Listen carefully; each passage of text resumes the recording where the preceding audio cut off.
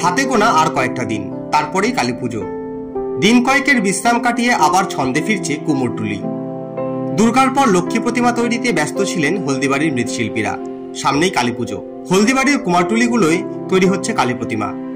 সোমবার দুপুরে হলদিবাড়ি কুমারটুলিগুলোয় আমাদের হলদিবাড়ি টাইমসের প্রতিনিধিরা গিয়ে দেখেন কোথাও কালী প্রতিমার কাঠামো তৈরি হচ্ছে, কোথাও সুতো দিয়ে খড় বাঁধার কাজ চলছে, আবার কোথাও বড় প্রতিমাতে মাটির প্রলেপ পড়ছে। ছড়িয়ে ছিটিয়ে রয়েছে মাটির শিয়াল, ডাকিনী, যোগিনী আর নরমুণ্ড। হলদিবাড়ির মৃৎশিল্পী বাবু পাল এদিন জানান, এখনো বারোয়ারি পুজো কমিটির কালী প্রতিমা তৈরির বরাত তেমন মেলেনি, তবে জয়ব্রিজ হওয়াতে মেখলিগঞ্জ ব্লকের প্রতিমার বরাত পেয়েছে। এছাড়াও বরাত পেয়েছে বাড়ির পুজোর, আরও বরাত পাবে বলে তিনি আশাবাদী।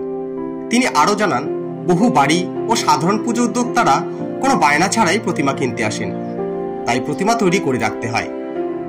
এদিন কুমোরটুলিতে বেশ কয়েকটি কালী পুজোর উদ্যোক্তারা প্রতিমার বায়না করতে আসেন।